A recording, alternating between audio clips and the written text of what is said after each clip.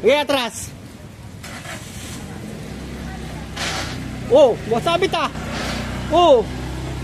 Okay, atras mo sir, atras.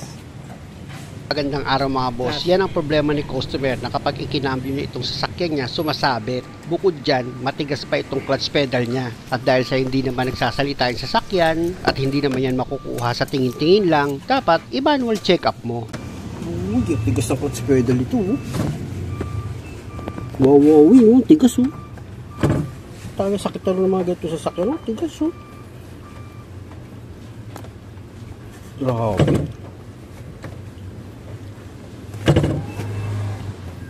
Grabe, tigas ng clutch pedal nito.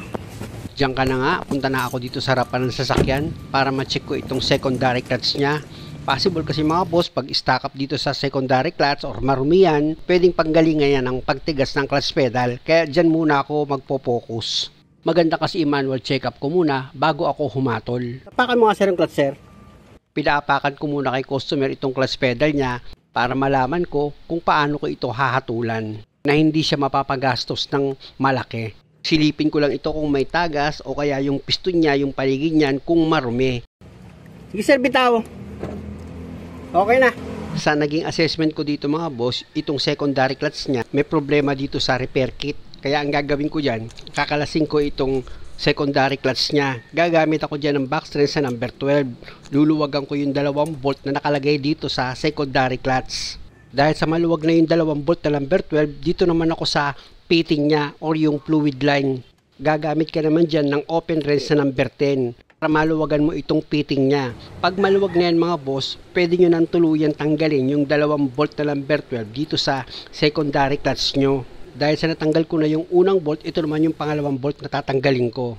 At pag natanggal mo na yung 2 bolt dito sa secondary clutch, pwede mo na ngayon i-disconnect yung fitting na nakalagay dito sa secondary clutch mo. Ibig kong sabihin yung fluid line para ma-pull out mo na itong secondary clutch. Ito na ngayon yung secondary clutch mga boss, nakalas ko na yan. Ngayon, check upin ko ngayon itong fitting niya. Ipwesto ko muna itong camera mga boss para maganda-ganda yung labanan. Ito na ngayon yung secondary clutch mga boss, ano? Itutok-tok ko yung secondary clutch niyan. Kaya lang isa yung napansin ko, parang namagana yung piston seal niya dito sa loob ng cylinder. Tigas. Stuck nga. Dapat malambot lang. Oo. Tsaka pagpalo ko dapat labas na yan eh. Sa nakita ko, itong clutch cylinder niya, okay naman, wala naman siyang gas-gas at malinis. Pero itong piston seal, mga boss, matigas na at hindi na pantay yung bilog.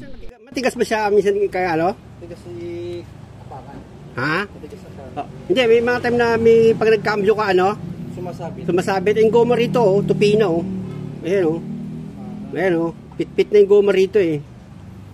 Original pa to eh, hindi pa to nagpalit eh. May minsan pag nagkambyo ka, krrrr, gumagalan. Ayun. May mga time talagang hihina yung bomba niya kasi itong goma niya rito, yung pinaka piston seal niya, pit-pit na siya. Ayan oh. Hindi na siya. Oo, hindi na siya. Hindi, dapat nakabuka na ganyan yan. Oh. Tingnan mo itong isa. Oh. Lapat na. Buka siya. Oh. Ayan, dikit na siya eh.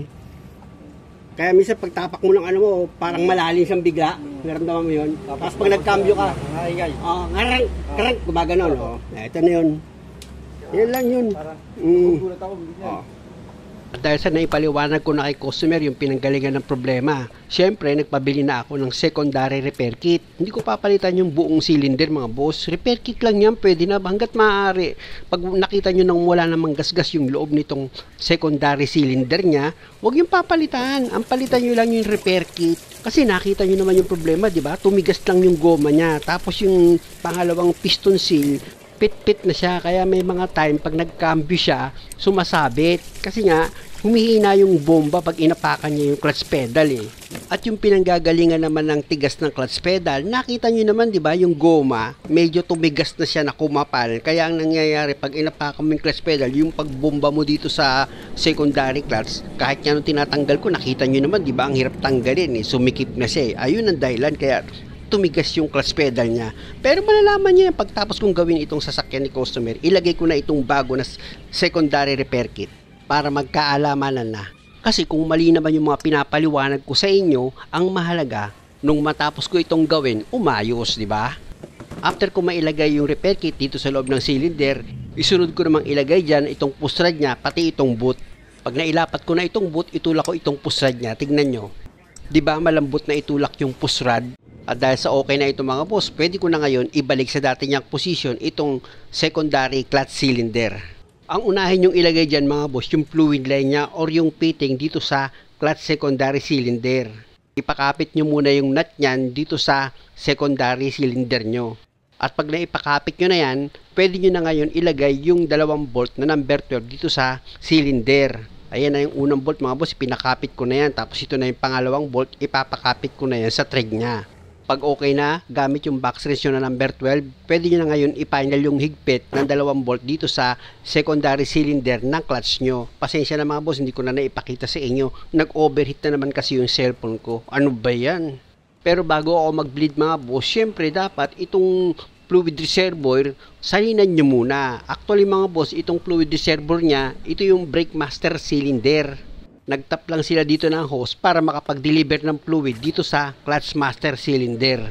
After nyo malagyan ng fluid sa reservoir, pwede na kayong mag-bleed. Siyempre dapat may makakasama kayo. Siya yung magpapump ng clutch pedal after ng ilang segundo, ipapatigil nyo na dapat nakadiin sa clutch pedal. Tapos ikaw naman, luluwagan mo itong fitting. Pag lumabas na yung fluid, isarado mo rin siya agad. Tsaka mo ngayon ipapump mo yung clutch pedal mo. Uulitin mo lang yon hanggang sa yung fluid na lumalabas, buo na siya. Tapos yung clutch pedal mo, bumalik na siya sa normal. Gaya nito mga boss, sa pagbiblid na ginagawa ko, buo na yung fluid na lumalabas at wala na siyang bula. Ibig sabihin, okay na yan. Kung mapapansin nyo dito sa pusrad ng secondary clutch mga boss, mabilis na yung galaw niya. Kung mapapansin, titigan nyo, pag inapakan mo, mabilis na siyang bumubomba. Isa lang ibig sabihin yan, malambot na siguro itong clutch pedal. At yung cup nitong bleeder ng secondary clutch nyo, huwag nyo kalimutang ibalik yan. At syempre naman, bago ko ipatawag si customer, ako muna yung mag-check up dito sa clutch pedal niya para malaman ko kung tama ba yung naging hatol ko. Ayan mga boss, tinapakan ko na. Yun, lumambot na. Tapos dumating na rin si customer. Sir, kung tumabak sir, hindi ako lumambot na. Maganda kasi mga boss, siya yung hahatol, hindi ako. Pag ako kasi bias eh, di ba? Lumambot na eh. Lumambot na ba? Oo. Ha? Oo, nagbago na. Lumambot na? Oo. Mamaya mo na paanda rin. Sige, start ko na. Tingnan natin kung sasabit pa pag nagkambyo ka. May times lang naman na gano'n eh. Pero minsan...